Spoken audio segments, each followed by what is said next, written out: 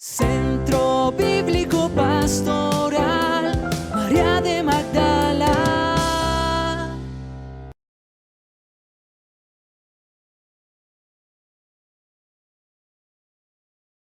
Las almas, fuente del mayor consuelo.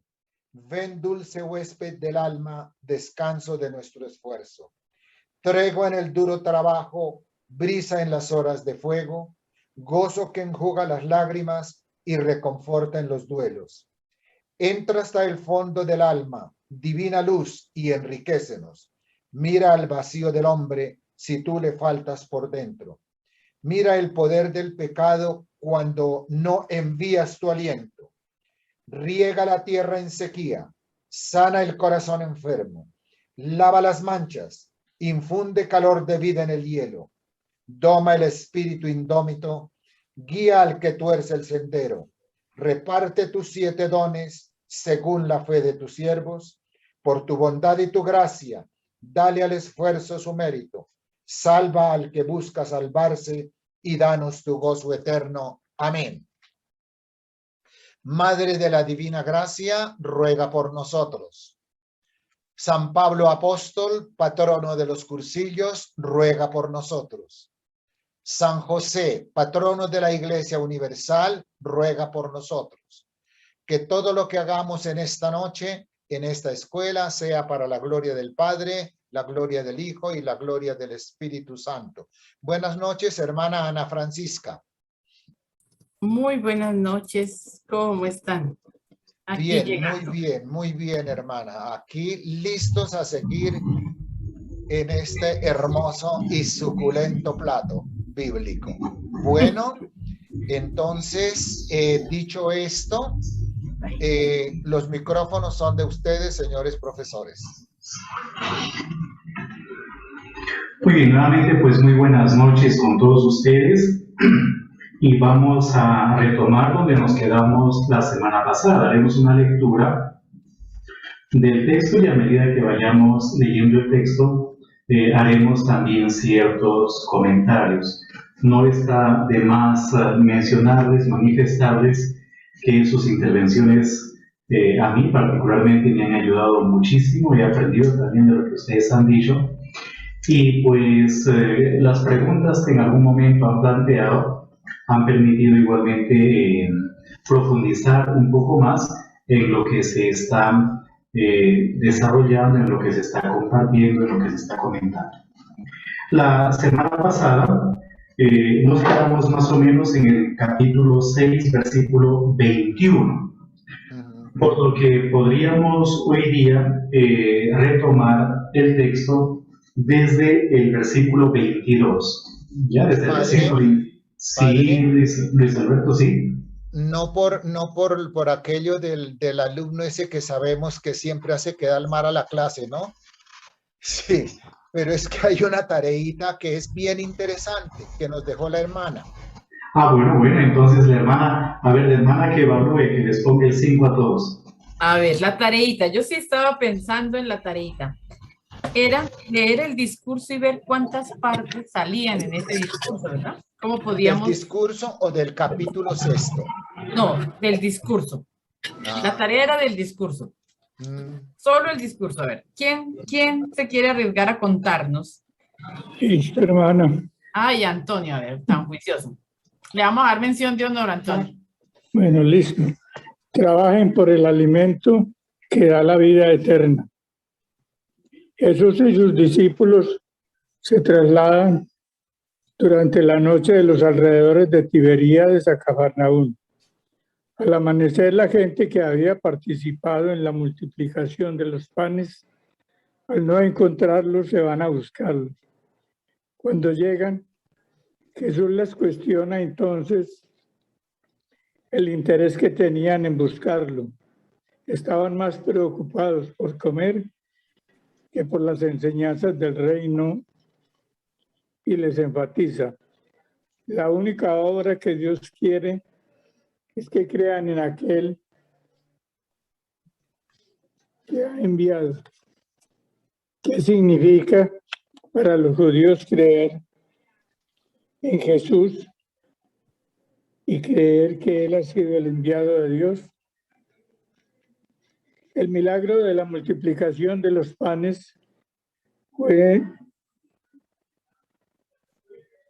una profundidad que se lo constituyó para el evangelista en un verdadero ejemplo de lectura simbólica. Entre los muchos cristianos nos enseña Juan este milagro que sirve para actualizar nuestra memoria histórica.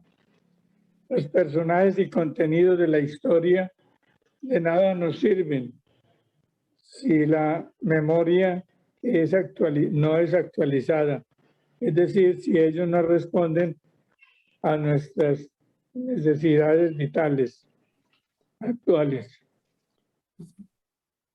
Este es lo que Jesús enseñó a los judíos al releer desde la propia perspectiva la figura de Moisés, la del maná y la del tiempo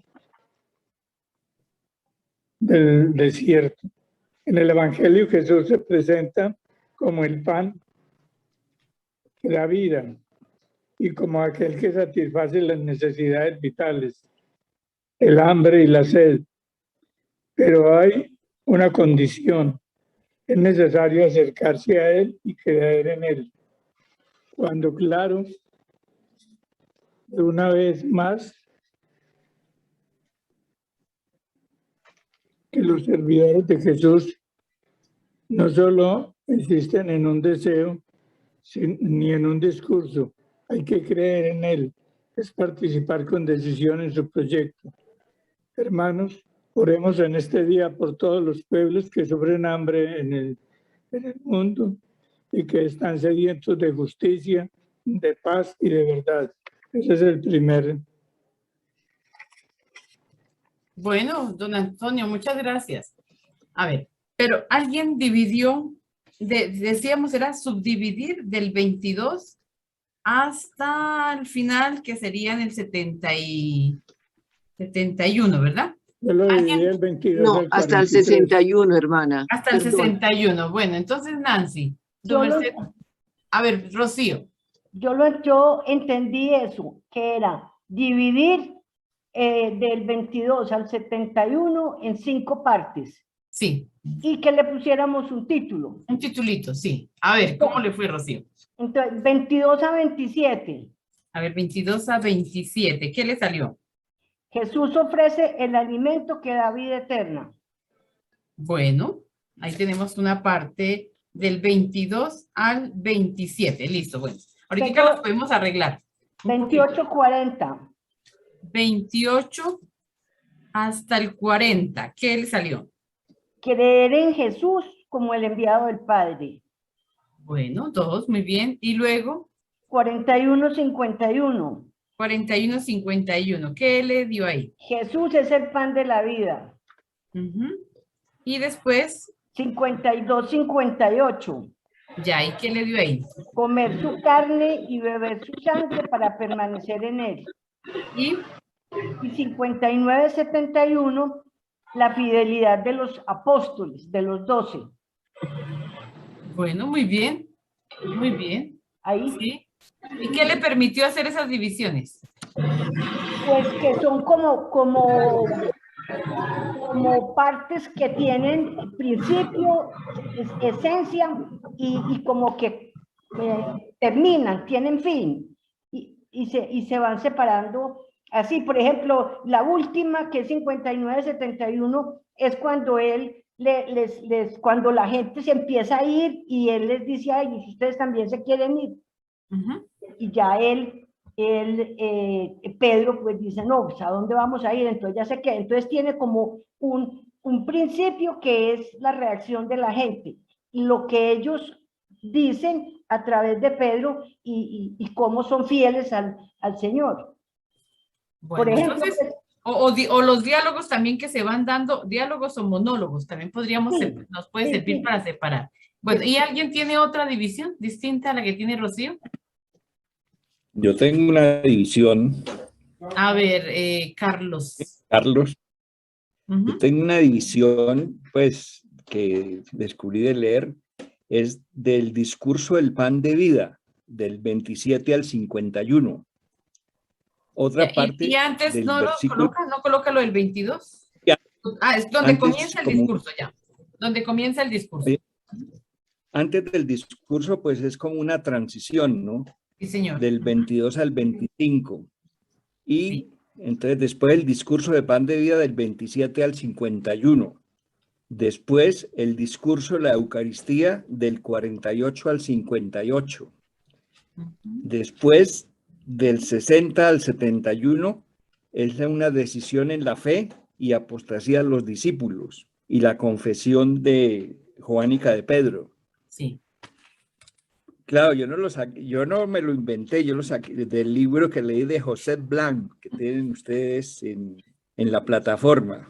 Sí. No me lo inventé yo, Bueno, lo ahí leí hay ahí. una supuesta. Todos hemos querido dividir este discurso, ¿cómo le parece?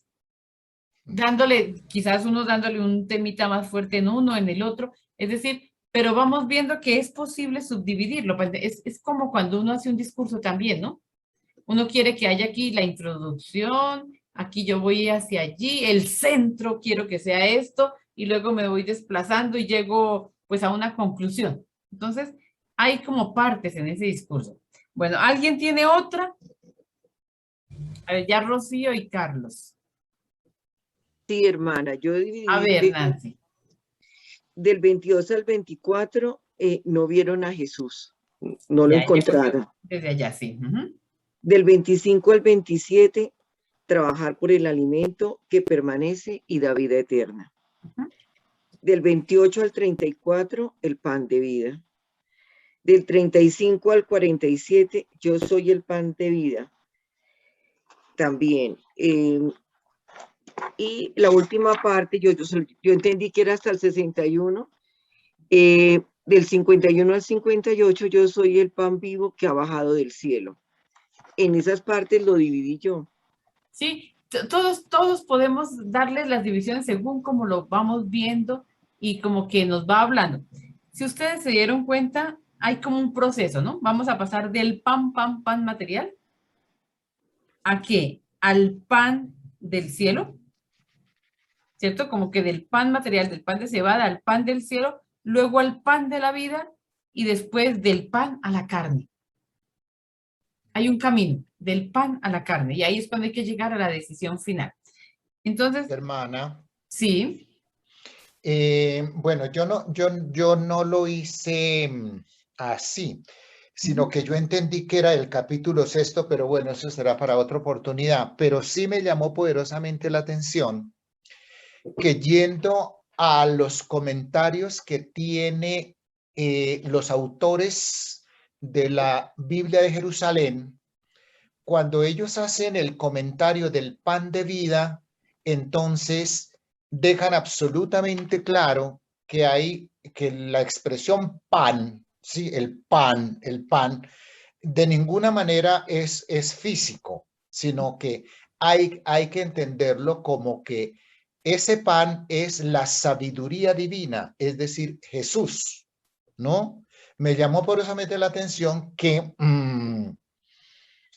esa interpretación que le hace la Biblia de Jerusalén, ¿no? Y también estuve consultando el tema en León Dufour, sí, sobre el pan. Oiga, qué interesante es hacer un estudio sobre el pan, sobre el pan en las culturas y lo que eso significa. Y entonces eso por una parte. Y la otra quería como agregar este pequeño comentario de las 3 personas que participaron en la tarea. Mire, qué valioso, qué hermoso. Entonces, lo que ellos hicieron fue un intento de lo que en exégesis narrativa se llama la delimitación del texto. Sí. Y entonces hay muchas reglas, hay las reglas propias de la exégesis narrativa. Entonces, esa delimitación y la van captando, hermana. Lo que quiero hacer resaltar es el hecho de la capacidad que tienen los estudiantes de que sin haberles mencionado eso de la delimitación del texto, ni exégesis narrativa, ni nada de eso, lo están haciendo con un lujo de competencia. Quería anotar eso. Muy bien, Luis Alberto, muy bien. Y sí, y diríamos, podríamos decir, o podríamos, bueno, este primer discurso, este primer diálogo, lo vamos a ubicar con tal tema.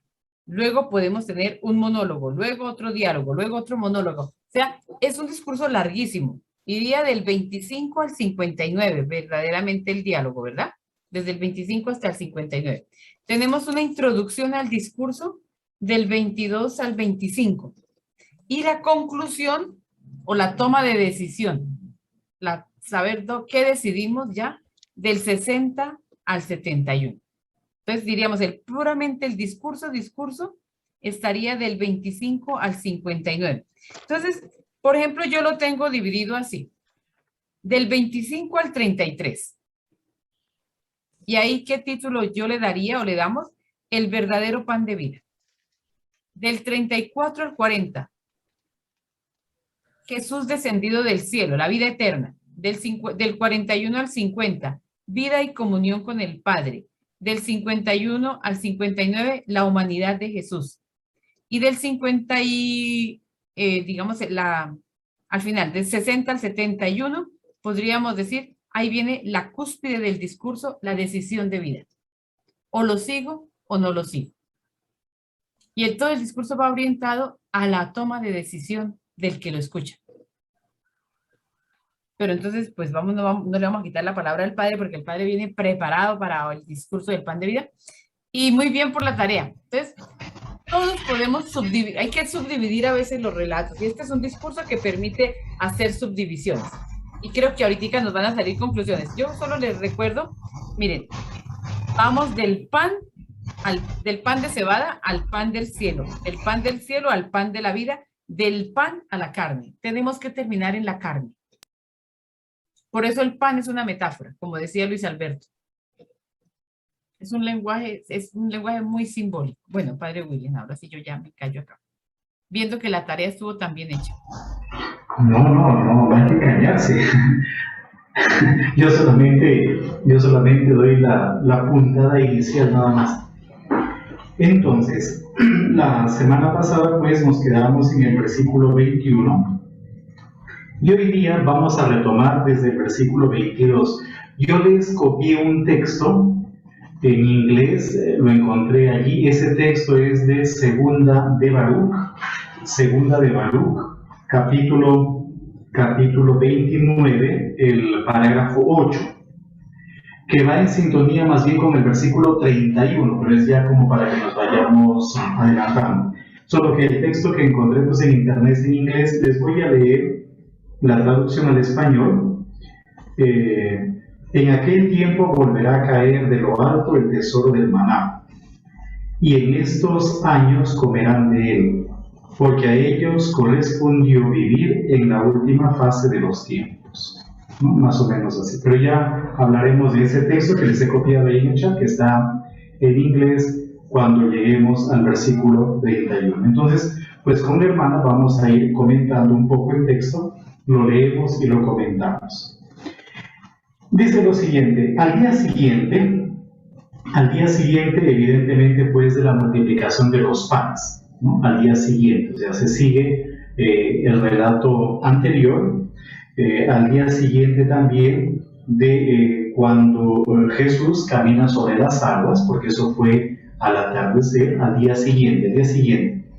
La gente continuaba en la otra orilla del lago. Se habían dado cuenta de que allí solamente había una barca y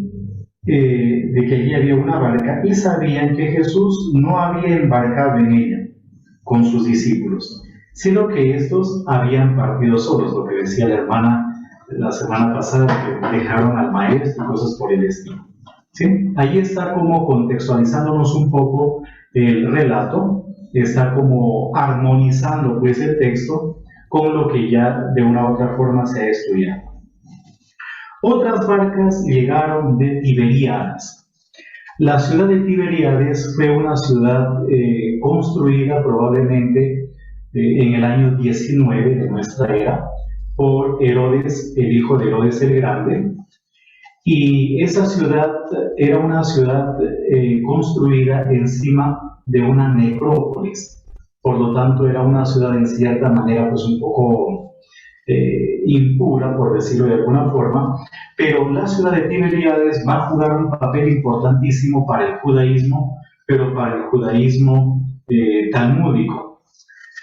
Allí es en donde se van a comenzar a poner por escrito lo que normalmente se conoce como la Torá oral, que va a dar origen o lugar a la Mishnah y al Talmud, sobre todo al Talmud palestinenses. Pero bueno, eso ya es un asunto un poquito diferente a lo que nos congrega en esta noche.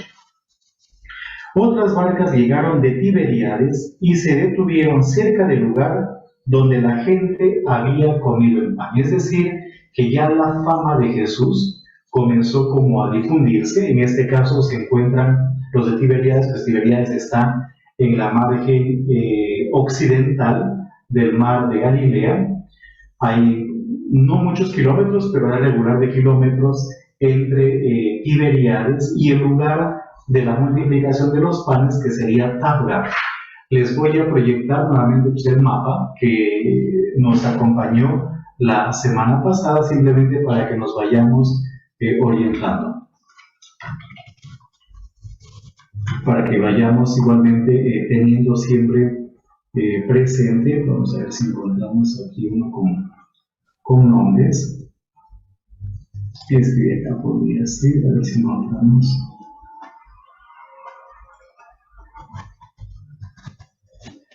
Encuentro uno en inglés, pero como ustedes hablan inglés, entonces no hay ningún problema. A ver si encuentro. Aquí encontré uno, me parece que está en español. El problema de los mapas en español es que son tan chiquitos, tan pequeños. A ver, permítanme.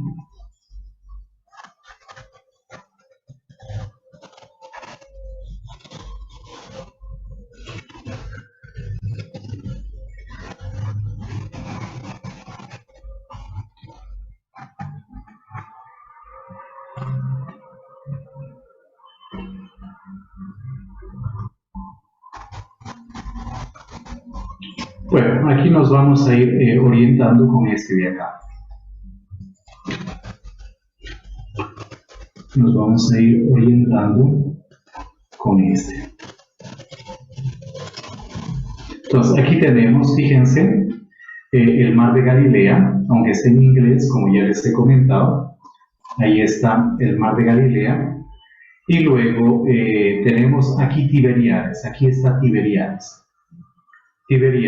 Y aquí se encuentra el lugar de la multiplicación de los panes, aquí, justo en este lugar.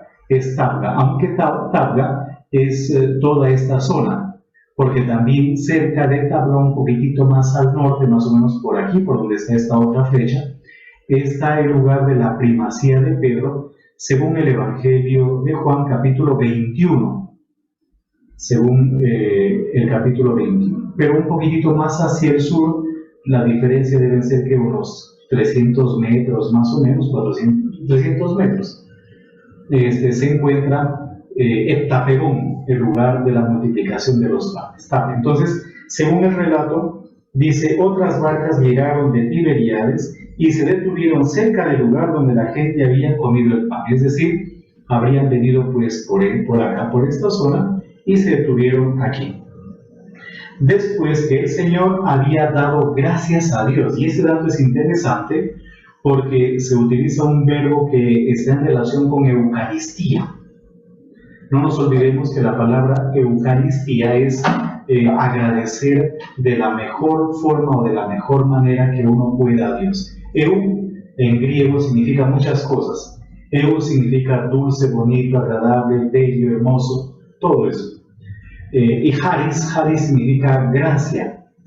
Entonces, la Eucaristía como tal literalmente es una acción de gracias buena, bonita, hermosa, bella, dulce, lo que uno quiera. Y también con la palabra eu viene un eufemismo, la palabra eufemismo, pero también eutanasia. que literalmente significaría una muerte dulce, una muerte agradable, una muerte bella, pero bueno. Entonces dice el texto, donde el Señor había dado gracias a Dios al momento de hacer el signo de la multiplicación de los panes. Cuando se dieron cuenta de que ni Jesús ni sus discípulos estaban allí, subieron a las barcas y se dirigieron a Cafarnaúm. Cafarnaúm, que está un poquito más al norte. Fíjense, aquí está Cafarnaúm. Más o menos desde Tabga hasta Cafarnaúm debe ser un kilómetro larguito, como se diría en Colombia. Se dirigieron a Cafarnaúm. Ya hemos hablado de Cafarnaúm muchísimas veces. Era un lugar pues, de donde se cobraban impuestos, y es al mismo tiempo el lugar en donde por lo menos 5 discípulos fueron llamados. El lugar en donde estaba la casa de Pedro, en donde también sucedieron algunos milagros. Si han ido a misa hoy día, pues el evangelio de hoy también está ambientado en Cafarnaúm, pero según el relato de Lucas, que es la curación de el siervo de un centurión. Subieron a las barcas y se dirigieron a Cafarnaúm en busca de Jesús. Lo encontraron en la otra orilla y le dijeron: Maestro, ¿cuándo has llegado aquí? Esa es la pregunta que le hacen a Jesús. Jesús les contestó: les aseguro que no me buscan por los signos que vieron, sino porque comieron pan hasta saciarse. Ahí hay una especie como de crítica que Jesús está haciendo, porque mientras Él está ya en otro nivel, por decirlo de alguna forma, ellos están simplemente en el nivel material. Y ahora va a venir todo un diálogo relacionado con ese nivel material y con el pan material. La gente que estaba en Tiberíades se enteró, eso es lo que suponemos por el mismo texto, de que Jesús había hecho el signo que hizo, y lo buscan porque pues quieren comer ese... Eso. Y eso sucede, fíjense que en la actualidad también. Uno anda buscando de cuál iglesia es más milagrosa, cuál santo es más milagroso, en qué iglesia hay como más signos o cosas por el estilo. Es decir, ahí hay también todo un elemento humano que incluso hoy en día se pone de manifiesto. Y luego continúa el relato. Les aseguro que no me buscan por los signos que vieron, sino porque comieron pan hasta saciarse. Hasta saciarse. La hermana hablaba la semana pasada de que seguramente comieron pan medio hasta vomitar. Algo de eso dice Dios en el Antiguo Testamento cuando ya estamos hartos de comer este maná. Ay, de Egipto, en donde teníamos carne, y Dios dice: ¿quieren carne? Les voy a dar carne hasta que les salga por las narices. Literalmente esa es la expresión. Les voy a dar carne hasta que ya no puedan más. Entonces, aquí tenemos una expresión en donde Jesús dice que lo buscan a Él porque simplemente están buscándole, pues, valga la redundancia, para poder saciarse físicamente hablando. Y ahí ya comienza Jesús como a jalonear, disculpe por la expresión, pero podríamos decir como a jalonear o a sacarlos de ese estado natural y ayudarles a ascender un poco más y a comprender lo que realmente significa el signo. La frase dice lo siguiente: esfuércense por conseguir no el alimento transitorio, sino el permanente. Este relato, creo que ya la semana pasada y antepasada se manifestó, tiene un cierto parecido al de la samaritana. En el caso de la samaritana se juega con el agua que nosotros tomamos todos los días. El agua que alimenta pues el cuerpo y que ayuda a la limpieza del cuerpo y de los utensilios y de la ropa, con el agua natural. Y de ahí, acuérdense cómo se daba un paso más. Aquí algo de eso también está sucediendo. Esfuércense, dice el relato, no por el pan que llena el estómago, sino por el alimento que da la vida eterna. Este es el alimento que les dará el Hijo del Hombre, porque Dios, el Padre, lo ha acreditado con su sello. Y sobre el sello hay muchas cosas. Hay algunos que hacen, por ejemplo, relacionar a este asunto del sello con el bautismo de Jesús, que apareció también en el capítulo 1 de Juan, aunque no se habla de bautismo, pero sí de la teofanía. Parecería que está en relación como con el bautismo, aunque también con esa práctica o costumbre que había, que identificaba, por ejemplo, a los miembros de una misma familia. Entonces, ahí dice, este es el alimento que les dará el Hijo del Hombre, porque Dios, el Padre, lo ha acreditado con su sello. Y ahí que sea algo que no lo hace Él de motu propio, sino lo hace porque hay alguien que está detrás, fundamentando, acreditando, avalando lo que Él va realizando. Entonces ellos le preguntaron, ¿qué debemos hacer para actuar como Dios quiere? Es interesante porque la gente parece que entiende un poco. Y mientras que Jesús les habla, por ejemplo, de que se esfuercen por otro tipo de alimento, ellos entienden que eso va en sintonía con hacer la voluntad de Dios. ¿Qué debemos hacer? ¿Qué debemos hacer para actuar como Dios quiere? Y Jesús le respondió, esto es lo que Dios espera de ustedes, que crean en aquel que Él envió. En aquel que Él envió. Creer en Él. Eso es lo que en el fondo quiere Dios, que creamos en el enviado. Pero ahí viene algo más. Ellos contestaron, ¿qué señal puedes ofrecernos para que al verla te creamos? ¿Cuál es tu obra? Y esto de las señales no aparece solamente aquí en el Evangelio.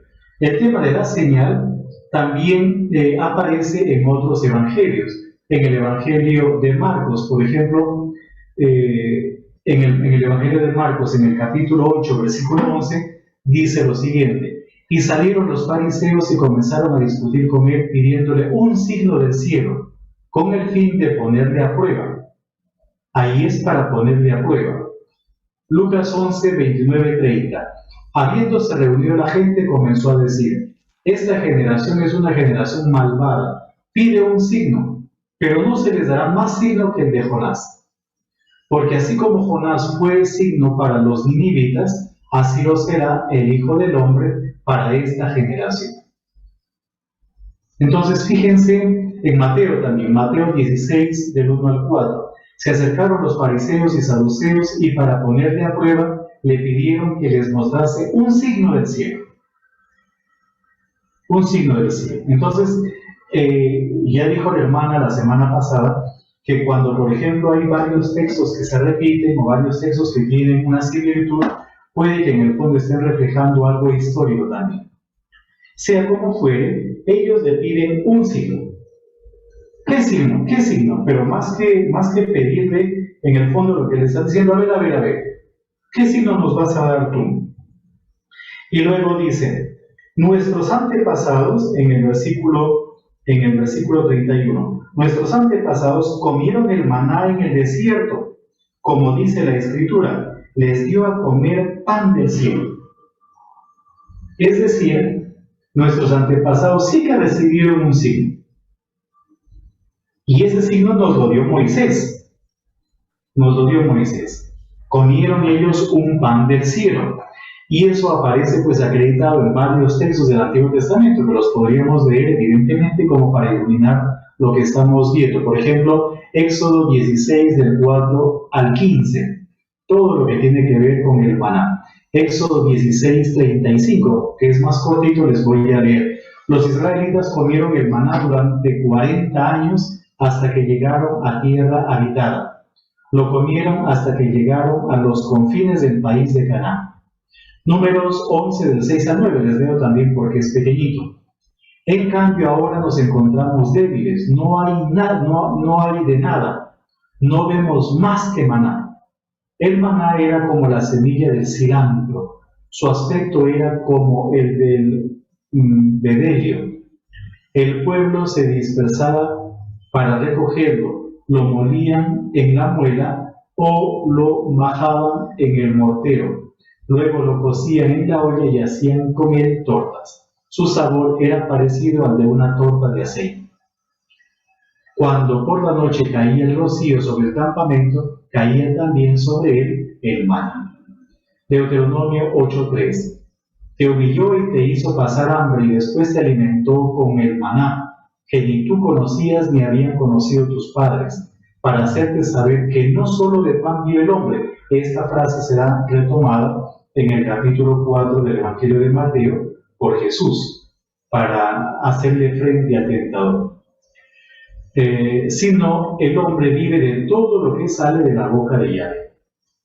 Josué 5:12. Y el maná cesó desde el día siguiente en que empezaron a comer los productos del país. Los israelitas no tuvieron en adelante maná y se alimentaron ya aquel año de los productos de la tierra de Canaán. Nehemías 9:20.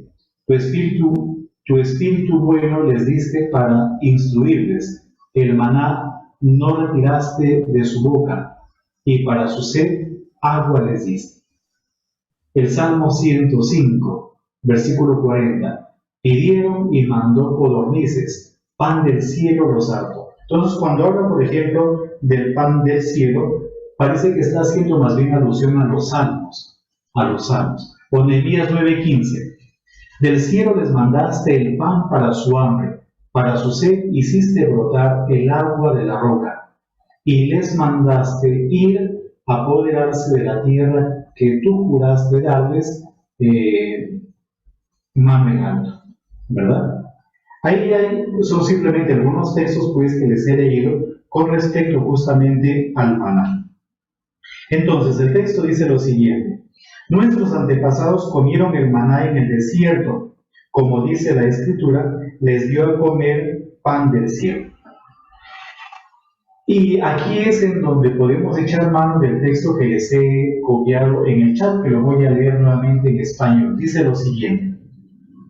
El texto dice lo siguiente: en aquel tiempo volverá a caer de lo alto el tesoro del maná, y en estos años comerán de él, porque a ellos correspondió vivir en la última fase de los tiempos. Eso está tomado de el capítulo 29, versículo o parágrafo más bien 8 del segundo libro de Baruch, o del Apocalipsis de Baruch, que es una obra totalmente apócrifa. ¿Dónde está la importancia de ese texto apócrifo que les he copiado en el chat y que les acabo de leer también? En que ya existía dentro del judaísmo la idea de que cuando el Mesías apareciese, les volvería a dar un alimento celestial.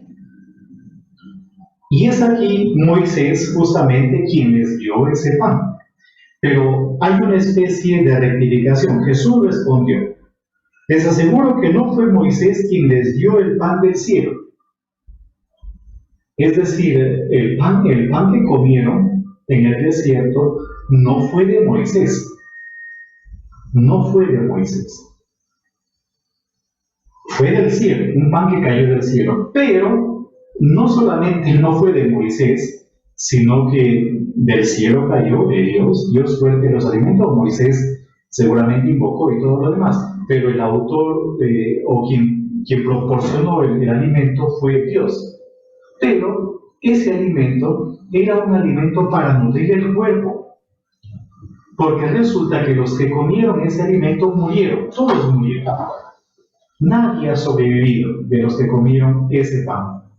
El mismo Moisés, antes de entrar en la tierra prometida, murió.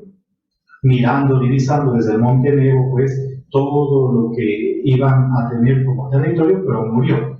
Y nadie sabe, dice el libro del Deuteronomio, dónde está su cadáver, entre otras cosas, para evitar o profanaciones, o para evitar también idolatrías, para evitar un culto a la persona. Y ahí viene en el versículo 32 la afirmación de Jesús. Les aseguro que no fue Moisés quien les dio el pan del cielo. Es mi Padre quien les da el verdadero pan del cielo. Entonces siguen jugando todavía con un pan material, como la samaritana jugaba con un agua que sacia la sed. Pero Jesús ya los está tirando, jalando un poco más. Entonces dice, El pan de Dios viene del cielo y da la vida al mundo. Entonces los comentaristas pues dicen que probablemente estos versículos en el fondo sean una especie de reflejo del Apocalipsis de Baruch, del texto apócrifo que les he citado y que les he leído también, en cuanto a que en la época mesiánica se afirmaba que el pueblo o la gente volvería a tener un alimento como el maná en el desierto, pero que sería un elemento divino, sagrado, y que les daría la posibilidad incluso de la inmortalidad. Lo mismo, por ejemplo, en la época mesiánica, y esto ya lo vimos cuando abordamos lo relacionado a las bodas de Caná. En la época mesiánica aparecería el tema del vino en abundancia. Habría una fiesta a base de vino. Son como los elementos, o el vino, la alegría de la festividad. Y luego continúa. Entonces le dijeron: Señor, danos siempre de ese pan. Lo mismo que la samaritana, ¿no? Si tú supieras quién es el que te está hablando, tú eres quien le pediría de beber. Tú serías quien le pediría de beber. Y yo te daría agua viva. Y la samaritana dijo: dame esa agua para ya no venir hasta el pozo. No, para ya no venir hasta el pozo, porque pues venir a un pozo, llevar un par de baldes de agua, un par de cántaros de agua, es complicado todos los días. Y si vive lejos, pues como a 1 kilómetro, kilómetro y medio, como dijimos, te quedaba más o menos el pozo desde Siquem, sería complicado. Entonces la gente dice: Señor, danos siempre de ese pan. Jesús les contestó, y aquí viene algo ya interesante. Jesús dice: yo soy el pan de vida. Así como Él se presenta como el agua de vida, el agua viva, ahora Él se presenta como el pan de vida y aparece esta expresión: yo soy. Hay algunos que dicen, pero esto ya lo corroboramos en alguna ocasión en la universidad con mi hermana Francisca, cuando una joven quería hacer un trabajo de investigación sobre los yo soy en el Evangelio de Juan, y supuestamente es el nombre divino, pero, y aquí la hermana es la que nos puede ilustrar un poquito más, pues porque ella es profesora de hebreo y conoce el hebreo. En realidad, el nombre de Dios no es exactamente yo soy, no yo soy como tal en hebreo, sino otro que seguramente en un ratito ella nos va a explicar también. Entonces es aquí en donde Jesús como que se distancia un poco de esos panes que alimentan el cuerpo, como el pan que Él multiplicó, pero al mismo tiempo el juego con el maná, y es Él el que se va a presentar de ahora en adelante como ese pan que alimenta, y va a venir también todo un juego con el tema de la carne. Antes de darle la palabra a Luis Alberto, hay algunos no, ya muchos intérpretes que dicen que efectivamente ese es un texto netamente eucarístico. Y es un texto no solamente eucarístico, sino que recoge una fórmula eucarística muy antigua, más antigua incluso que la de Primera de Corintios, que sería el relato eucarístico pues más antiguo que nosotros tenemos en el capítulo 11 de la primera carta a los Corintios, que es el relato más antiguo. Sí, Luis Alberto. Y Padre, para preguntarle esto, bueno, era que estaba mirando lo de Baruch, no, interesantísimo, bueno, ya lo miraré después otra vez. Es esto, la pregunta es: yo soy el pan de vida. En el texto griego, Padre, utilizan la palabra artos. A ver, permítame, lo vamos a... Yo soy el pan de vida, versículo 36. Yo voy a abrir aquí el texto, ¿verdad? Juan 6, 36. El texto dice lo siguiente: Sedisi vobis quia et eso es latín. 36 es 35, ¿no? El 35 dice lo siguiente: Ego eimi hoartos de sois. Literalmente dice, ego eimi, yo soy hoartos, el pan de la vida, porque está en genitivo que es sois, el pan de la vida. Literalmente dice eso en griego. Ego eimi hoartos de sois. Es decir, yo soy el pan de la vida. A eso se Padre, refiere. es en este sentido, que, Sí. es que me ha quedado sonando mucho, me problema la interpretación de la Biblia de Jerusalén, que si escribiéramos, yo soy la sabiduría de la vida, entonces eso ya no tendría nada de Eucaristía. Yo estoy leyendo el texto griego, pero a ver, lea No, nuevamente. es decir, lo que yo le quiero preguntar es esto, ¿de Ajá. dónde sacaría la Biblia de Jerusalén esa idea de que el pan que se menciona en el capítulo 6 se refiere a la sabiduría divina que es la que ha bajado del Padre? Anita, una pregunta. ¿Tú tienes por casualidad allí la Biblia de Jerusalén en francés? ¿Puedes ver el texto en francés? ¿Sabe por qué le pregunto eso? Porque mire, la Biblia de Jerusalén es un texto traducido al francés. O sea, el original de la Biblia de Jerusalén es en francés. ¿Ya? Y las traducciones que nosotros tenemos en español, esas traducciones son del francés o, en algunos casos, adaptaciones de otras traducciones. Entonces, a ver, veamos a ver. Sí, por eso vamos a ver cómo tiene Ana Francisca en la Biblia en francés, porque esa sería la obra de los traductores, propiamente dicho. Entonces, Juan 6, ¿exactamente qué? 35, Anita. Juan 6, 35. Ya. Entonces, ¿qué dice aquí? Dice, ¿la nota o lo que tradujeron? Lo que tradujeron. La traducción. Yo soy el pan de vida. Je suis le pan de vida. ¿Y qué dice en su Biblia, Luis Alberto? No, es un comentario. Es que es un comentario en la parte de abajo. En la Biblia. Una nota. Sí, es una nota. Y entonces me maluqueó esa Pero nota. yo puedo saber de dónde viene la nota. A ver. Porque si es para identificar el pan a la sabiduría, Sí. viene del mismo libro de la sabiduría. Donde Ya. se va a hablar del pan o del maná.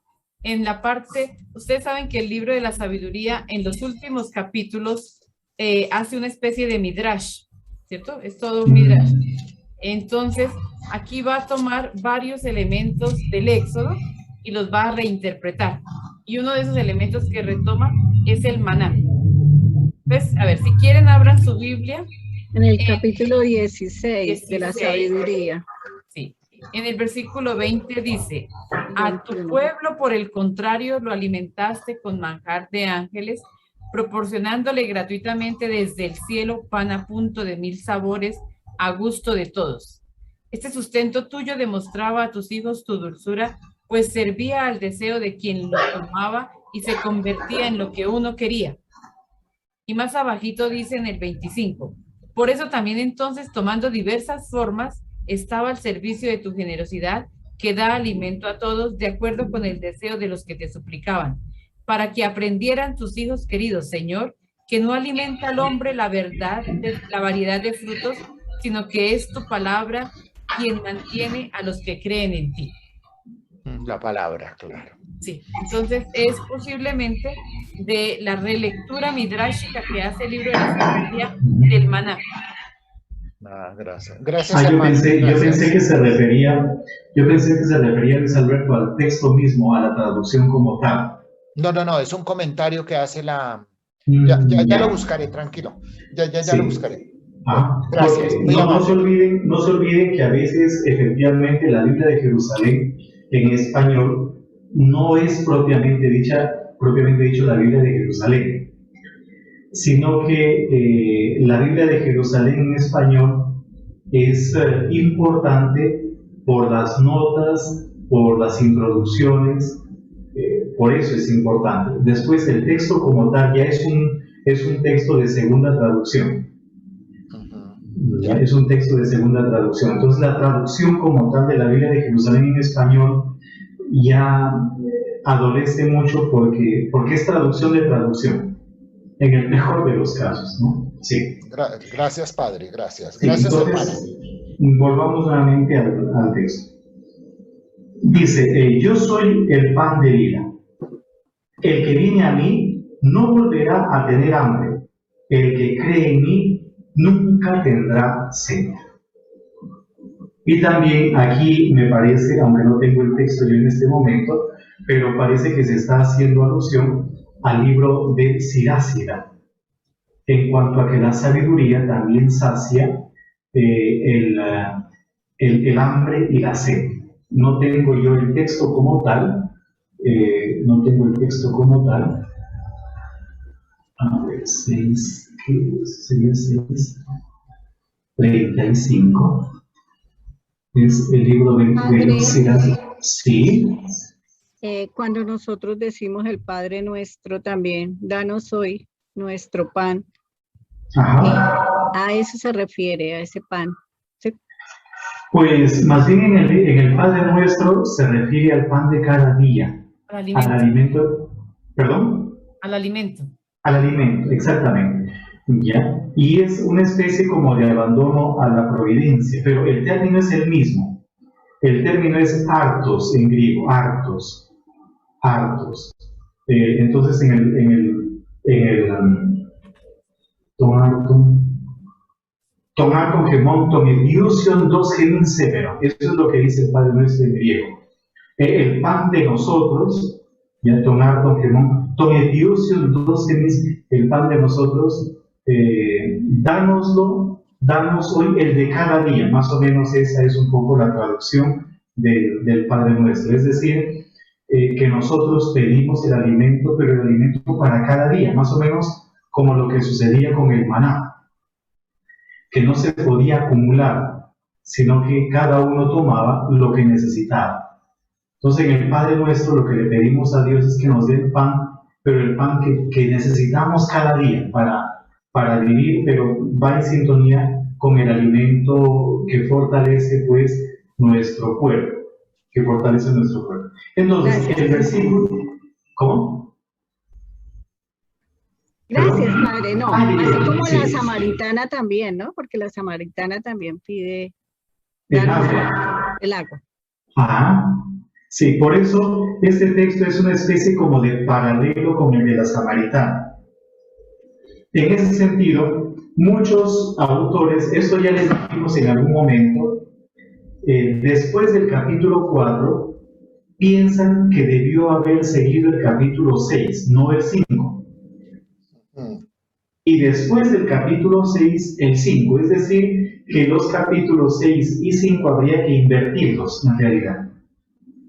Y si ustedes leen algunos autores, en algunos comentarios, se van a dar cuenta que colocan capítulo 3, capítulo 4, capítulo 6, capítulo 5. Los invierten. Porque efectivamente, como se acaba de notar y como ya lo hemos manifestado también, hay una similitud grande con el texto de la samaritana. Pero aquí aparece este versículo 35, es un versículo en cierto modo claro, porque ahora Él es el que se presenta como el pan, Él es el pan. Y esto es lo que va a terminar escandalizando. Ahora, ¿qué cosa es el escándalo? Scandalizomai en griego. ¿Qué cosa es el escándalo? El escándalo literalmente es una piedra de tropiezo o un obstáculo. Eso es el escándalo. Lo que impide avanzar, lo que impide caminar, eso es un obstáculo. Por eso, por ejemplo, muchos ya no van a caminar con Jesús. Esto lo vamos a ver en el desenlace del relato. Muchos van a dejar a Jesús porque ya no pueden seguir, porque es duro ese lenguaje. ¿Quién lo puede entender? Entonces ya tuvieron una especie de imposibilidad para seguir avanzando y se quedaron. En ese sentido, este discurso es un discurso escandaloso, pero escandaloso no como normalmente entendemos nosotros escándalo hoy en día, sino que escándalo en el sentido griego de la palabra es impedir que alguien avance. ¿No? Ese es el escándalo. Hoy en día para nosotros, por ejemplo, el escándalo, ¿qué es normalmente? Escándalo es... ¿qué es escándalo? Pues escándalo es escándalo, no sé cómo definirlo, pero literalmente o desde el punto de vista etimológico, escándalo es colocar una barrera, una piedra, impidiéndole avanzar al otro. Ese es literalmente el escándalo. Ahora, pero ustedes, como ya les he dicho, no creen a pesar de haber visto. A pesar de haber visto. Es decir, aquí hay una especie como de llamada de atención o de recriminación de que no han sido capaces de salir de su propia idea y de salir de algo netamente de lo meramente natural. De lo meramente natural. Se han quedado en el pan físico. Muchos hasta de Tiberíades han ido porque quieren comer este pan. Y luego están incluso diciendo que Moisés, aunque no utilizaron ellos la palabra Moisés, sino Jesús, pero que Moisés fue el que les dio un pan del cielo. Pero él no les ha dado un pan del cielo, él simplemente les ha dado un pan de cebada, que además es el pan pues más popular, el pan de la gente humilde, ¿no? Pero están fascinados con eso, pero con eso sin trascender, sin ir más allá. No sé si tú, Anita, tienes ahí algo más o si encontraste algo sobre el yo soy también. De pronto sobre el yo soy, ¿cierto? Uh-huh. Como decía el padre William el año pasado, una alumna quería hacer su trabajo de grado, antepasado en el Santo Tomás, sobre los yo soy. Y ella siempre decía que los yo soy de Juan, en Juan, son idénticos al yo soy del Éxodo, los igualaba. Y entonces yo le decía, no es igual. Dios nunca dijo yo soy. O sea, en el Éxodo, Él nunca dijo yo soy. Si quieren, abramos un momentico. En cambio, Jesús es el que sí dice yo soy enfático, ¿no? Yo soy. Y en ese tiempo verbal. ¿Cierto? Yo soy. Como en un presente, ¿no, William? Algo así. Pero con un predicado también. Con un predicado y además con un adjetivo. Sí. Pero Dios utilizó el verbo ser o estar, pero de otra manera. Entonces, a ver, si quieren, un momentico vayan a su Biblia, al Éxodo 3:14. Claro que en las traducciones no se nota, ¿verdad? No se nota. Pero sí hay que saber algo propio del discurso hebreo. Entonces, si ustedes ven en 3:14, dice, Dios respondió a Moisés. Y ya yo no sé qué dicen sus Biblias allá. ¿Cierto? Y dice en el mismo versículo 14, y él volvió y dijo, así hablarás a los hijos de Israel. Y vuelve y aparece el nombre que me envió delante de ustedes. Entonces me imagino que en las Biblias de Jerusalén no se dice, yo soy el que soy. Sí, así dice. Así dice, ¿cierto? Yo soy el que soy. Yo soy el que soy. Ya de por sí no deberíamos traducir yo soy el que soy, sino que esa expresión traduce algo distinto, es una expresión, pero no se debería traducir tan literalmente si le queremos dar su verdadero sentido. Pero ¿qué dice en hebreo? En hebreo dice, y yo lo tengo acá, dice así, dice Eye, Asher, Eye. Es el verbo ser o estar. Allá yo me escucho como 50.000 veces como repitiendo. Es el verbo ser o estar, pero está en imperfecto. En hebreo hay solo dos tiempos verbales: el pasado y el futuro. No hay presente. ¿De acuerdo? No hay presente. Hay pasado y hay futuro. Y el pasado es perfecto, el futuro es imperfecto. Pero no porque sea malo, sino porque no se ha cumplido. Porque es un eterno, diríamos, un eterno ser ahí que todavía no puedo decir pasó. Entonces no ha pasado. ¿Y cómo es el verbo? ¿Cómo lo utiliza el verbo ser o estar para el nombre de Dios? En imperfecto, es decir, traducido para nosotros en futuro. Como si Yo seré. nosotros deberíamos traducir yo seré siendo. O yo seré seriendo. Sería algo así. Yo seré seriendo. Yo seré de nuevo seriendo en el futuro, ¿no? O sea, yo seré seriendo. Entonces, ¿cómo lo traducen los rabinos? La traducción verdadera, aquí la tengo. ¿Cierto? ¿Cómo lo traducen los rabinos del hebreo? ¿Cómo lo traducen? Lo traducen, yo soy, uy, es que yo no sé por qué, como de agua.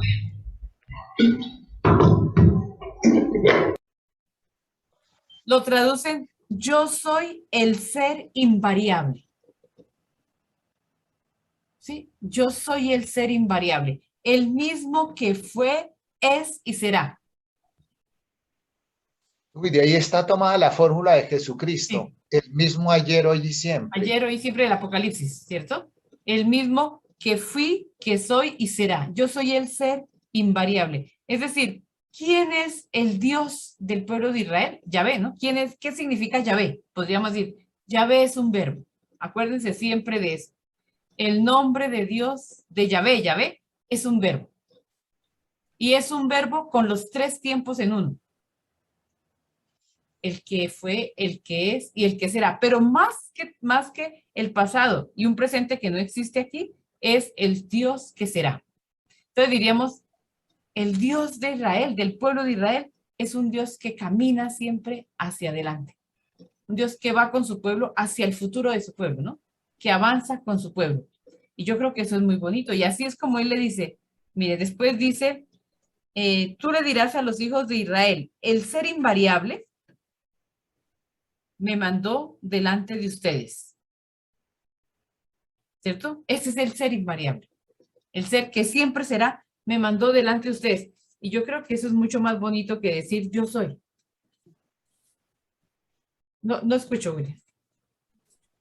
Tal vez sí, yo puedo complementar un poquitito, pero desde el griego. En el 3.14 dice lo siguiente, el texto griego, el texto de los 70. Καγέι πενχο Θεός προς Moisés. Y dijo el Dios a Moisés, ¿verdad? Y aquí viene la traducción de ese verbo hebreo. Ego eimi hom. Y utiliza el participio del verbo ser o estar. Entonces, literalmente diría, yo soy el siendo. Yo soy el siendo, el siendo. O también podríamos traducir como yo soy el que es también, pero en griego. O también lo podríamos traducir por yo soy el que está, o yo soy el estante, ¿verdad? O el estando. Pero sobre todo sería yo soy el siendo. Yo soy el siendo. Yo creo que esto nos lleva a pensar que Dios es dinámico, ¿no? Dios es un Dios siempre en movimiento. Por eso decimos que es un verbo. Y yo creo que de pocos pueblos le dan ese nombre a su Dios.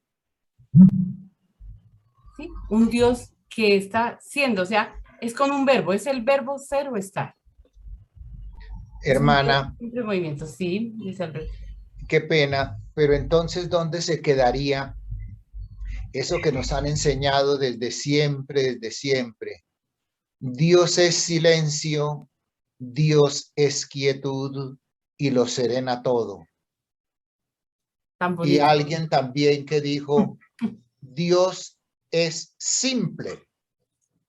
Pero es muy complicado el nombre de Dios. Eso es tenaz, eso. Pero yo pienso que ese Dios silencio y Dios que nos apacigua y todo, es muy lindo, sí, pero yo creo que ese es el Dios de los, diríamos, de los que van al desierto a buscar el silencio y la soledad. ¿Cierto? Que surge un movimiento después en la iglesia.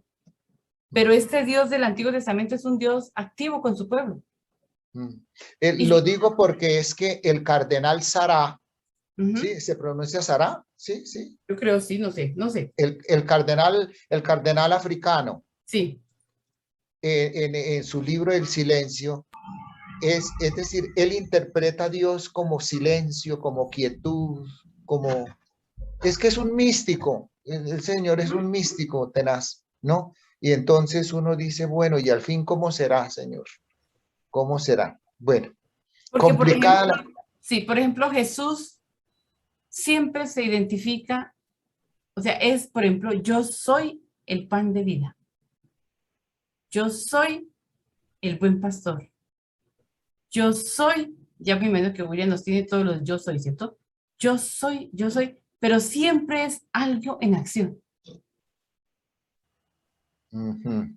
El pan que da vida, el buen pastor, y uno no se imagina un buen pastor sentadito mirando para arriba solamente, ¿no? Sino tiene que estar atento a las ovejas si quiere ser buen pastor. O sea, siempre en una actitud de movimiento, en un movimiento, ¿no? Siempre al servicio de algo, de alguien.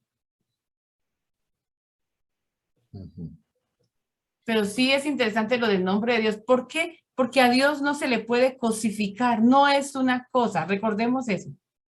Por eso es el verbo cero estar. No, Dios no es una cosa, Dios no es una estatua, Dios no es una imagen, Dios no es un cuadro, ¿sí? Dios no es una cosa, no.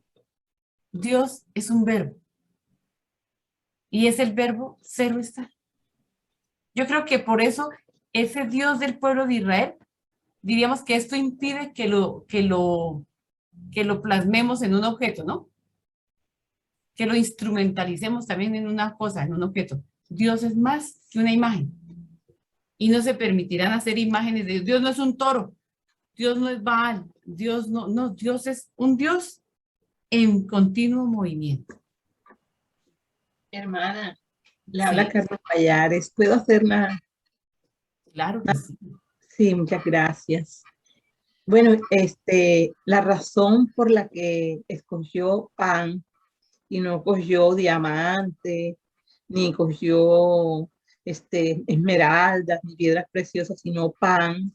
Yo tengo una comprensión que me da mucha alegría porque todos tenemos hambre. Entonces escogió la figura que sacia el hambre, todos, pobres, ricos, todos humildes, sí, todos soberbios. Y otra palabra que me ayuda mucho en la Eucaristía es el sufrimiento. Yo me pongo a pensar, le hace usted seguimiento a la semilla de trigo, ella tiene que morir para dar vida y luego crece, y uno porque no tiene oídos para escuchar el dolor del trigo cuando le arrancan, es como debería decir ay, ¿cierto? Cuando le arrancan la espiga, y luego cuando separan de la espiga el grano, ahí debe haber muchos ay, sufrimiento, ¿verdad? El dolor que sufre el trigo. Y luego la separación de la pulpa de la cáscara debe ser como cuando a una persona viva le quitan la piel. Deben ser unos dolores tremendamente grandes. Muchos hay, como en el Evangelio que hay tantos hay de Jesús, me parece que hiciera como un signo del sufrimiento. Y luego convertir esa pulpa en masa, ¿verdad? Cómo es de doloroso, hasta cuando se convierte en pan y va al horno. ¿Cuántos hay tiene el trigo para llegar al pan que sacia el hambre de todos? O sea, es una figura que me parece que recoge todo el sufrimiento de Jesús, del Padre también, porque sufre con nuestros pecados, con nuestras insatisfacciones, con nuestro, bueno, todo ese sufrimiento del Señor para redimir a la humanidad fue y se convierte en la acción de gracia que tenemos, que es la Eucaristía. Entonces yo asocio esas dos figuras, ¿por qué pan y por qué no fue otra cosa? O sea, Sí. que tiene tanto valor para el ser humano, sino pan, porque el alimento todos los humildes y los otros y los ricos y todos necesitamos pan. Y luego ese sufrimiento del pan, y mucho pan se va a la basura, se le da al niño y lo tira al piso, el perro lo lame y lo deja sobrado, solamente una porción pequeñita va al altar. Después de tanto sufrimiento del trigo, para llegar al pan. Solo una porción pequeñita va al altar y se convierte en el cuerpo y la sangre del Señor. A mí me inspira muchísimo esas dos figuras. No sé qué le parece. Muy lindo. Eso sí es místico. Ahora, yo tal vez podría añadir algo a lo que menciona usted, que me parece muy bonito. En el griego bíblico, hartos, como ya hemos visto, por ejemplo, en el versículo 35, Egoy dijo hartos. Hartos significa pan en griego, hartos. Y psomí, con la psi, la omega, psomis, significa bocado, lo que uno tiene en la boca, ¿no? Por ejemplo, cuando uno coge un pan, muerde, el bocado es psomis. También significa trocito, pero sobre todo es como el bocado. Pero en la actualidad, si usted se va a Grecia, el artos bíblico, es decir, el pan, el término griego para pan en el Nuevo Testamento, hoy en día es utilizado solamente para el pan que se utiliza en la misa, en la Eucaristía, que es pan. Ellos no tienen la hostia como lo tenemos nosotros, ya sean los católicos del rito bizantino o los ortodoxos, ¿no? Ellos tienen un pan, pero a eso ellos le llaman hartos. Y psomi, lo que en el griego bíblico significaba bocado, hoy en día es el pan. Entonces usted se va a una panadería y compra psomis compra en la panadería. Pero en la panadería no le venden el hartos, porque el hartos es simplemente el pan, pero el pan que se utiliza para la misa. Pero ¿por qué sucede eso? ¿Y por qué, por ejemplo, la palabra psomis terminó significando pan en el griego moderno? Porque el pan es el bocado por excelencia. Es el alimento por excelencia. Bien. Y eso es lo que normalmente utilizamos. Hoy no me alcanza, el salario que tengo no me alcanza ni para el pan. O sea, el pan es el alimento cotidiano, ¿no?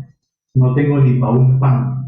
Sí, más o menos en esa línea. Pero me gustó mucho lo que mencionó usted, me parece que es muy bonito y efectivamente el símil que usted hace de todo el sufrimiento pues, de los granos de trigo y de la fecundidad de los granos de trigo hasta que llega a nosotros, sí, en el fondo puede estar representando todo ello, ¿no?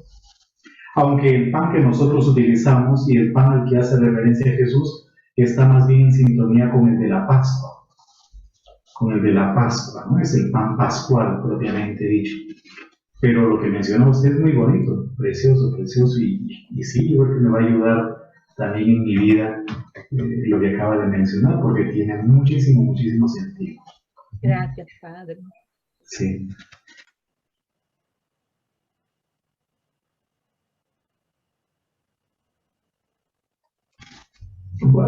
No sé, ¿se me escuchó? Porque se me silenció el micrófono, no sé si lo silencié yo o me lo silenciaron. No, sí se le escuchó perfecto, se le escuchó muy bien. Sí. Ah, verdad.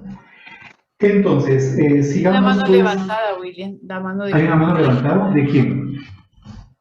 Es que yo no estoy... ¿De quién? Consuelo. Ah, Consuelito, a ver. Consuelo de Chía. Solamente una cosa pequeña con relación al pan y a la explicación que acaba de dar el padre. Tiene que ver con la revelación de la Virgen María a Nicolás de Tolentino, ¿cierto? Cuando le dijo de que debería comerse un bocado de pan mojado en agua. ¿Es cierto, padre? Si es tan amable, me explica esa parte. Y la otra parte quería decirle a la hermana con relación al nombre de Dios. ¿Acaso no, el nombre de él no es el Señor? Ya, gracias. A ver, William, si quiere yo primero digo lo del Señor. ¿Sí? No me demoro. El nombre de Dios es un verbo. El verbo cero estar, en 4 letras. ¿Se acuerdan? En 4 letricas, es el verbo. Claro que el verbo tiene 3 letras. el verbo tiene 3 letras. Una G, una Yod y una E, el verbo. Y de ahí viene el cero estar. Como es un nombre impronunciable porque no lo podemos pronunciar, ahí no hay vocales. En el hebreo no debe haber vocales en el nombre de Dios. Entonces, por eso es el nombre impronunciable. ¿De acuerdo? Es el impronunciable. No sabemos cómo pronunciarlo, pero sabemos que es un verbo. Para pronunciarlo, se le han colocado vocales. Y salió Yahvé y salió Jehová. Pero ninguna de las dos formas es exacta. No sabemos exactamente. De pronto más cercano a Yahvé, dicen algunos judíos, que a Jehová. Posiblemente más cercano a Yahvé que a Jehová. Pero ninguno de los dos es exacto. Entonces, los judíos, ese nombre impronunciable, dijeron que es Adonai en la sinagoga. Adonai, ¿no? Adonai.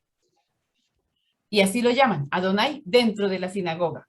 Fuera de la sinagoga, ellos simplemente dicen el nombre, Hashem. O ellos dicen el Eterno. O ellos dicen, ¿cómo es? El bendito sea. Y ya no más. Entonces, ¿cómo lo traducimos nosotros cuando está Adonai? La palabra Adonai viene de Adón. Y Adón traduce Señor. ¿Sí? Adón traduce Señor en hebreo. De ahí viene mi Señor o Señor mío, Adonai. Y de ahí nosotros tomamos el nombre de el Señor. Entonces, es una forma respetuosa de llamar a Dios.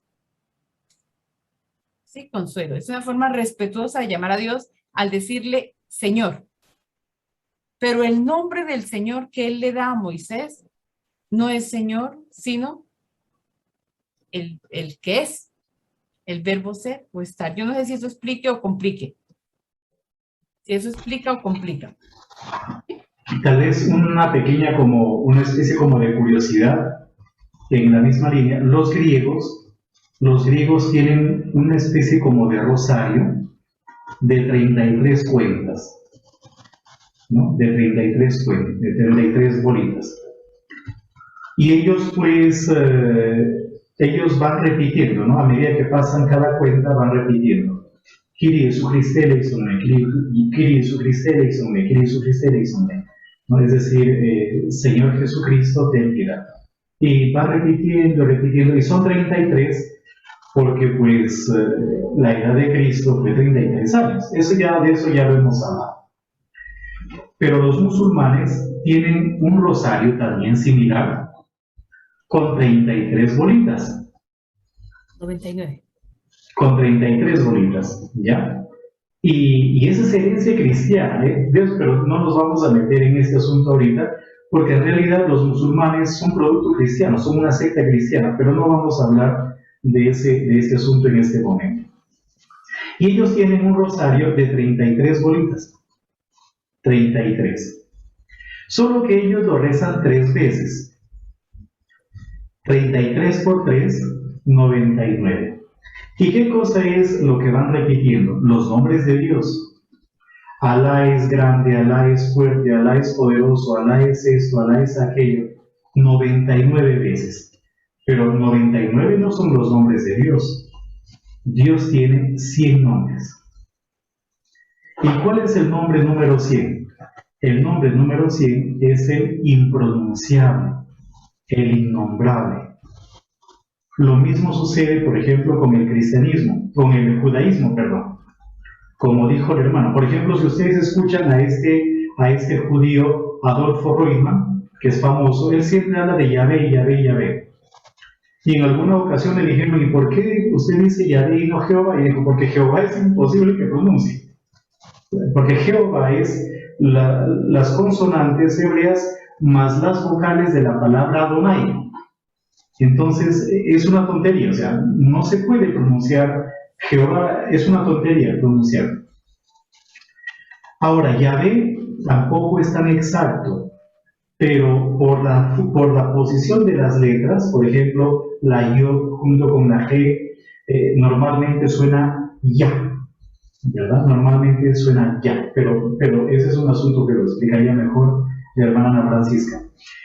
Pero ¿por qué no sabemos cómo se pronunciaba el nombre de Dios? Para evitar profanaciones. ¿Ya? Porque cuando había, por ejemplo, problemas entre pueblos, no solamente se agarraban a machetazos los soldados, sino que los dioses también se agarraban a machetazos en el cielo. Y lo que había que hacer era profanar al dios enemigo. O cuando un pueblo vencía, no solamente imponía a su rey, sino que imponía su divinidad.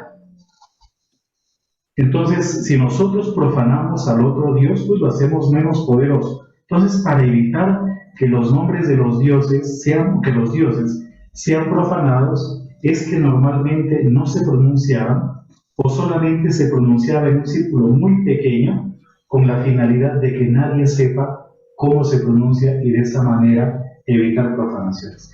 Pero por otro lado, ¿qué palabra humana puede existir capaz de nombrar a Dios?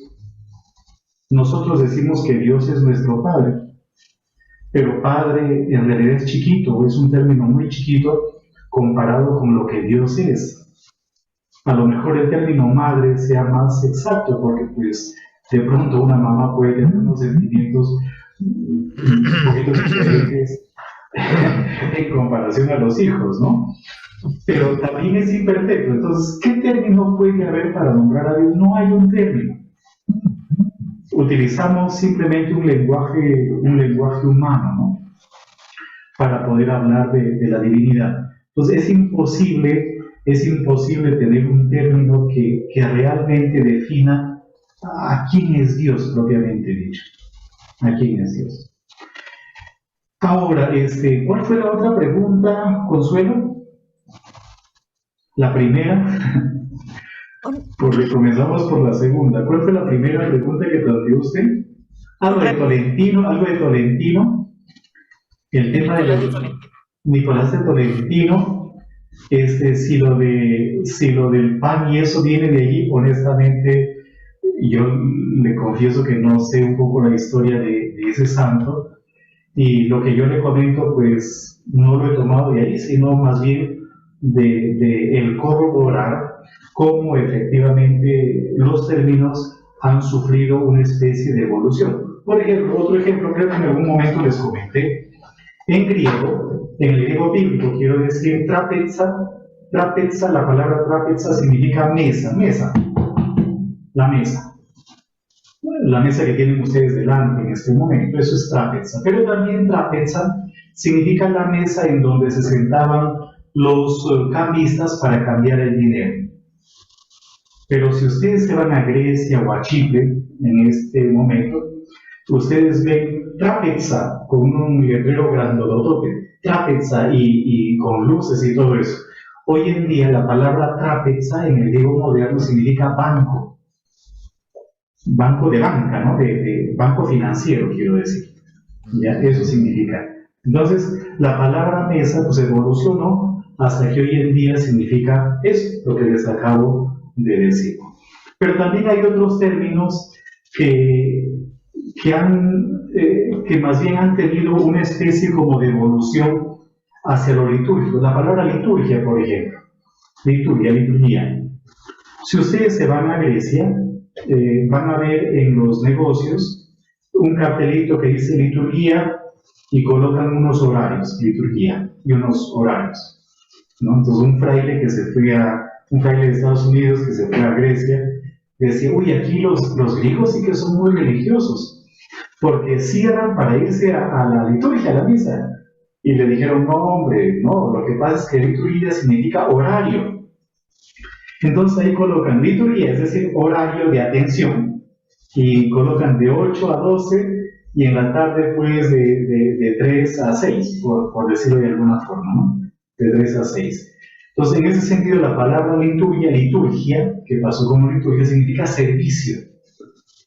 Solo que nosotros ya lo vemos pues como un servicio más religioso, pero en el fondo es servicio o atención también, eso significa, ¿no? Entonces, fíjense cómo el idioma va evolucionando y hay, si bien es cierto, los términos se pueden parecer un poquito, los términos del griego koiné, el griego del Nuevo Testamento, se pueden parecer a los términos griegos de la actualidad, pero tienen una significación diferente. Entonces, lo del pan, a mí sí me pareció interesante, porque lo del pan, lo que era bocado, lo que en el griego bíblico significaba bocado como tal, hoy en día es el pan que lo venden en las panaderías. Entonces usted cuando se vaya a Grecia, si quiere comer hartos, tiene que irse a la misa. Ahí le dan hartos. Hartos en el sentido de pan, es netamente pan litúrgico. Pero si quiere comer pan, tiene que comer somis. Somis, ¿no? Bien, avancemos otro poquitito. A no ser que haya, no sé, Consuelo, si quedaron claras las explicaciones que le hemos brindado, que le hemos proporcionado, si se entendió lo que hemos dicho para todos, ¿no? Si se ha entendido o si por el contrario siguen teniendo todavía inquietudes. Está bien, padre, gracias. Sí, señor. Bueno, entonces avancemos otro poquitito. Estábamos en el versículo 36. Pero ustedes, como ya les he dicho, no creen a pesar de haber visto. O sea, ellos siguen todavía empeñados en lo meramente natural. En lo meramente natural. Y el máximo pan, e incluso con confusión también, al que ellos están como aspirando, el máximo pan sagrado es el maná. Aunque Jesús ya les corrigió que no fue Moisés el que les dio, sino el Padre, y al mismo tiempo, en cierta manera les ha corregido, diciéndoles de que no es un pan que dé la vida, sino es un pan que alimentó el cuerpo, porque los que comieron el maná, pues terminaron muriendo. Pero ustedes, como ya les he dicho, no creen a pesar de haber visto. Todos los que me da el Padre vendrán a mí, y yo no rechazaré nunca al que venga a mí. Esto es interpretado por los que han comentado el Evangelio de Juan como una especie de afirmación de que la fe viene de Dios. La fe viene de Dios, no es producto humano como tal, sino es como una moción de Dios, una inspiración de Dios. Porque yo he bajado del cielo para no hacer mi voluntad, sino la voluntad del que me envió. Una especie de, ¿cómo les podría decir?, de correspondencia entre el Padre y el Hijo en este caso. El Hijo hace lo que el Padre evidentemente le ha pedido realizar. Y su voluntad es que yo no pierda a ninguno de los que Él me ha dado, sino que los resucite en el último día. Ahí está ya hablando de otro elemento. Y el pan que nosotros saboreamos, el pan que es Jesús mismo, ese pan es un pan que nos resucita o un pan que nos da la vida. Por lo tanto, es un pan que no nos permite morir, que no nos deja a nosotros en el sepulcro o en la tumba por siempre, sino que es un pan que nos da una vida después de la muerte. Y luego dice, la voluntad de mi Padre es que todos los que vean al Hijo y crean en Él tengan vida eterna, y yo los resucitaré en el último día. Y aquí comienza ya una controversia. Ahora entramos a una controversia. En el Evangelio de Cianita. Decía que si, por ejemplo, dejamos a partir de ahí, que sería como la tercera parte. Bueno, sí. 41 en adelante, ¿cierto? Ajá. 41, 59, 50, luego 51, 59, para ir después haciendo las otras tres partes. Sí, Anita, me parece bien, sí. Aquí se hace lo que yo merezco. Entonces llegaríamos como hasta el 40. Esto vimos dos partes, la introducción, después vimos del 25 al 33 sobre el verdadero pan de vida, del 34 al 40, Jesús descendido del cielo y la vida eterna. Bien, sí, entonces la otra semana a partir del 41. Pero ¿cómo se han sentido? ¿Se va entendiendo o no se va entendiendo? También. ¿Cómo qué rescatan de lo de hoy? ¿Qué queda de lo de hoy? Como para que quede algo así, pues que se nos sirva para nuestra vida de fe. Bueno. A ver. Más perdida, yo lo que estoy más perdida,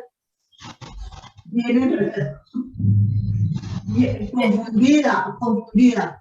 ¿Por qué, Nelson?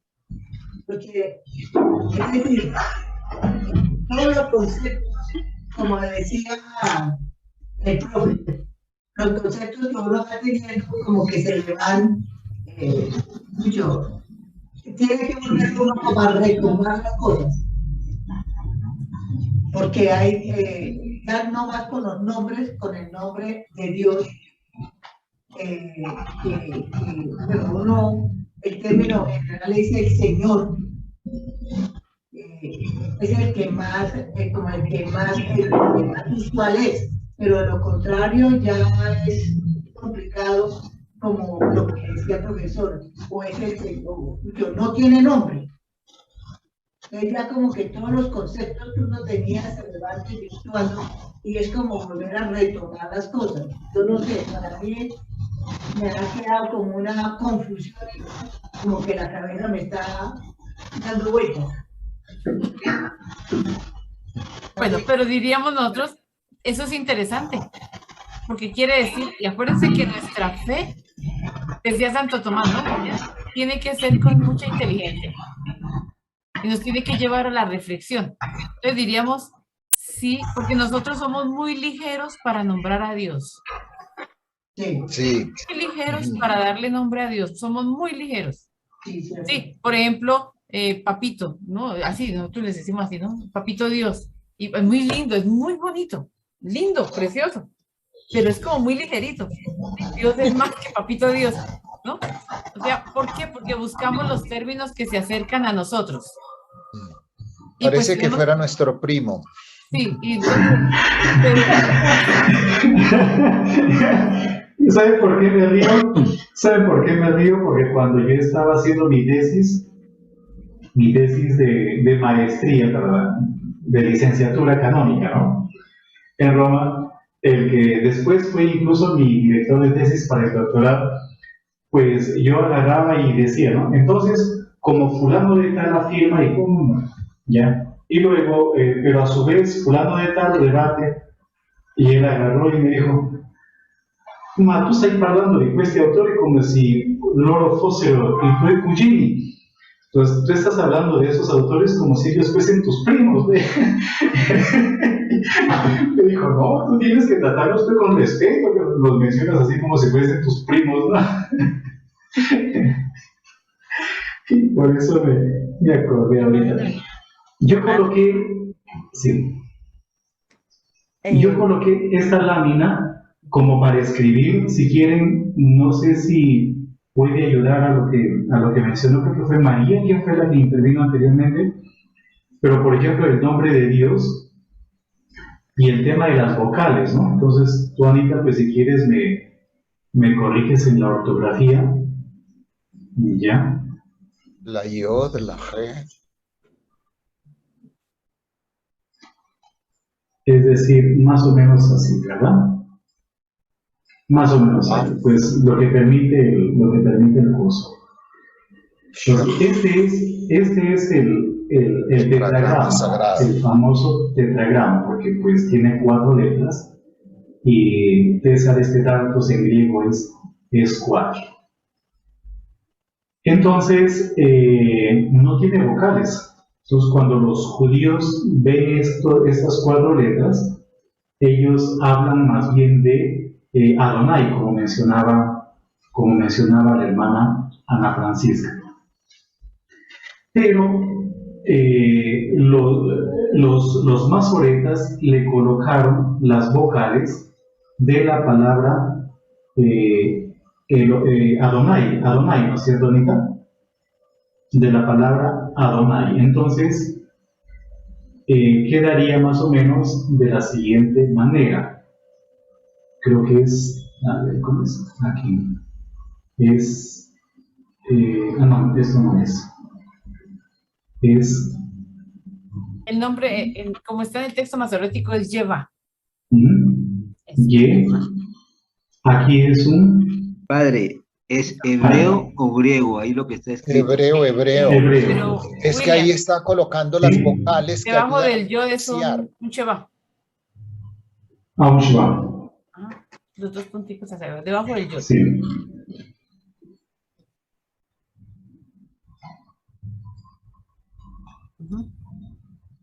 Y ahora sí. Padre, por eso no entendíamos. Ahí está. Y en el otro lado un Kametz. Ya. Y aquí le agregan No, una no más, O. no tiene nada más. No tiene nada más, ¿sí? Ya.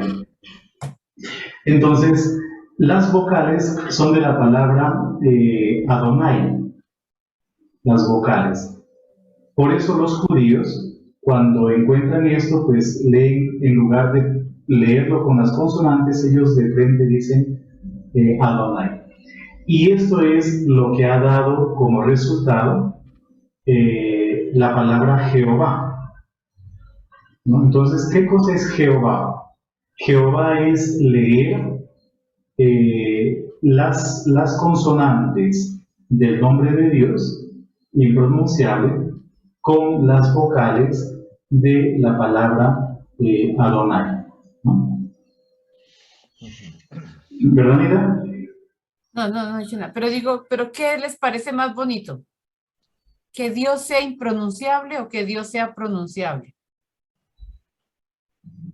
Mejor que sea impronunciable. Que Dios sea Hermana, pronunciable. Que Dios sea pronunciable, bueno.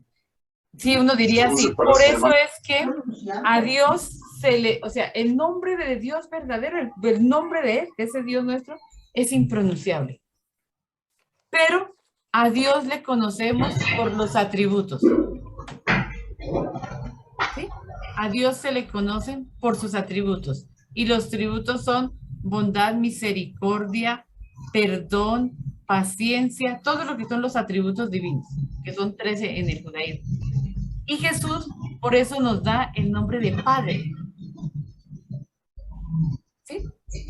Pero el nombre de Padre, cuando nos dice Dios es Padre o Padre nuestro, nos está hablando de un atributo divino. Él es Padre. Pero Él es más que Padre. Lo que decía el Padre William. O sea, ese es uno de sus atributos, porque Él es más que Padre. Entonces diríamos, el judaísmo por ¿cómo se dice? Por respeto supremo a Dios no se le nombra. ¿Y saben por qué es que no se le da nombre? Porque cuando yo le doy nombre a alguien o a algo, yo tengo poder sobre la persona o sobre la cosa. ¿Sí?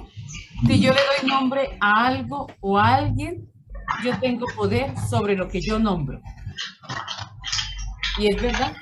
Esta sí es una razón, hermana. ¿Señora? Eso sí es una razón. Ya salió una razón. O sea, yo le doy poder. Yo tengo poder. Pero el único que nos dio nombre, ¿quién fue? Dios. Dios le dio el nombre a Adán. Dios le dio Y el hombre le dio el nombre a la mujer. Y el hombre le dio el hombre le dio el nombre a los animales. Y a la mujer también. Pero a Dios nadie Claro, le da nombre. siga así, padre, y verá lo que le pasa, ¿oyó? Hermana Ana Francisca, usted preguntó que lo que nos quedaba para la vida. Toda la expresión de hoy fue hermosa y plena, pero yo me voy a quedar con una palabrita, que es verbo. Cuando yo uso el verbo en un discurso, y si lo escribo en infinitivo, está hablando de la acción. Si estoy en un proyecto, me da el plan de acción, el verbo en infinitivo. Y usted también habló del gerundio, cuando dijo que está en movimiento. Entonces lo veo en gerundio, y el gerundio a mí me habla del cómo. O sea que me ha ayudado bastante para tener comprensión sobre el tema, cuando usted dice que el nombre de Dios es un verbo, pero usted mencionó en gerundio para decir que está en movimiento, que es siempre, hoy, mañana y siempre. Pero entonces y esa acción y la acción yo lo escribo en infinitivo siempre. Yo voy a proponer hacer una propuesta, si escribo el verbo en infinitivo ya sé mi plan de acción cuál es, y cuando lo escribo en gerundio sé la metodología, el cómo. O sea que en el nombre de Dios están las dos componentes. Seguramente que eso me va a dar ideas para hacer otras ayudas en mi vida personal y profesional. Gracias. Muy bien. Gracias, Carmen. Muy lindo. Interesante. Se nota la maestra. Por lo visto va a haber necesidad de mención de honor colectiva, porque esto se está poniendo muy bueno, caray. Gracias, de verdad, gracias. Pero yo voy a decir una última cosita, Luis Alberto. Yo creo que lo más importante de esta escuela es hacer escuela. Eso. ¿Sí? Porque si no sería repetir lo que siempre hemos repetido. Y acuérdense de Nelson, que decía como que todo me da vueltas porque lo que he venido diciendo puede que ahora cambie lo que me han dicho. No es tanto de cambiar cosas, ¿no? Porque seguiremos diciendo el mismo discurso, pero permitirnos la reflexión. O sea, permitirnos ir más allá. Yo creo que en la Biblia hay tanto para trabajar, tantísimo. Sí, Alba Lucía, creo. Alba Luz, sí, mire, yo por lo menos para poder entender todo esto, yo aquí tengo un reguero tengo varias Biblias y me voy siempre como a los pies de páginas y estoy comparando y revisando. Entonces, me ha ayudado también para la comprensión de lo que ustedes explican, precisamente tener varias Biblias. Por ejemplo, tengo pues la Biblia de nuestro pueblo, la de Luis Alonso Chuquer. Tengo la Biblia de la Iglesia en América y tengo otra Biblia que es la Biblia del pueblo. Bueno, eso tengo y hasta a mis nietos les digo, présteme esa Biblia y miro rápidamente pie de páginas.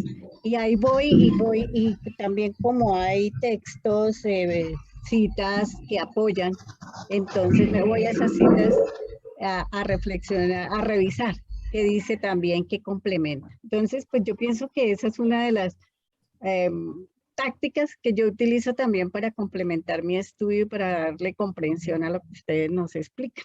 Gracias. ¿Ustedes han visto la Biblia de Cantera Iglesias? Esa sí no la conozco. La de la vaca. La de Cantera Iglesias. No sé si es de la vaca.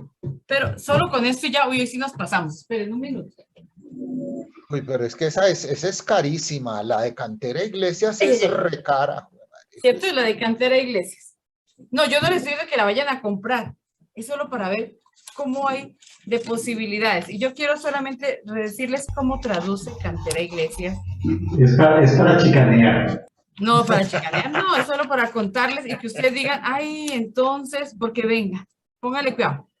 Al principio creó Elohim los cielos y la tierra. Y uno dice, ay, fue mi chica, ¿y ahora qué fue eso? Ni siquiera dice Dios, sino que traduce como debería ser Elohim, pero no Dios. Y cuando llega al Señor dice, aquí está. Ahí sí dice Yahvé, dice, esta es la historia de los cielos y la tierra en su creación, el día en que hizo Yahvé Elohim, tierra y cielos.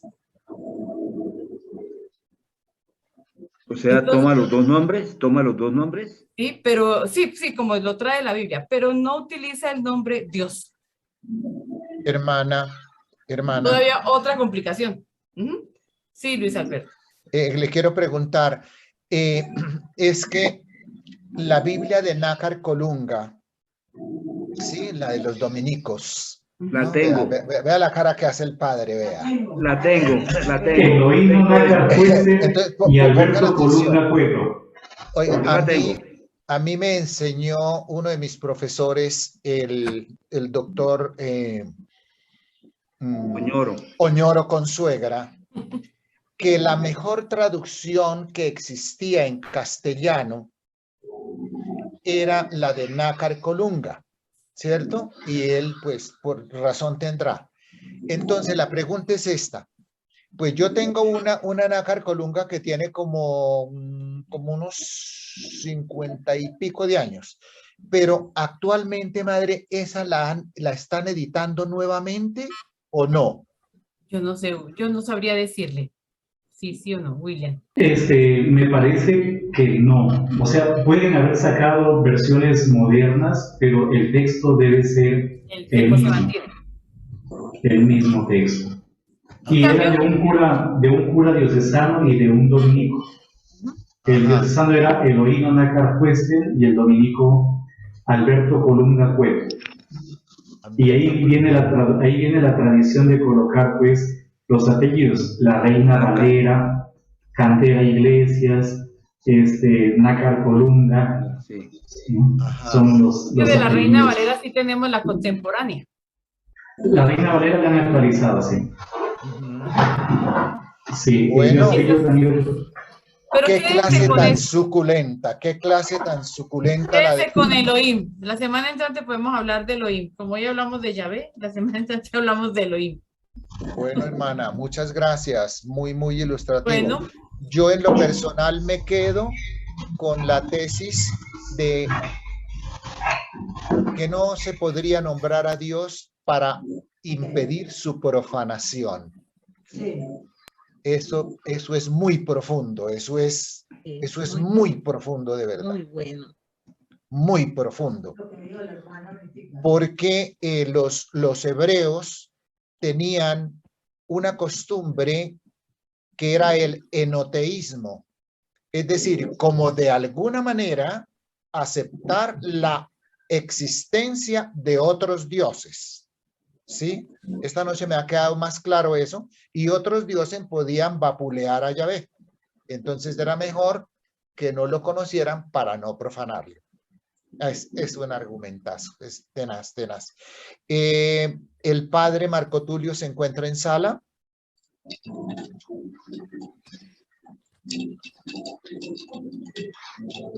Bueno, padre, pues nos tocó esta noche bendición dominica.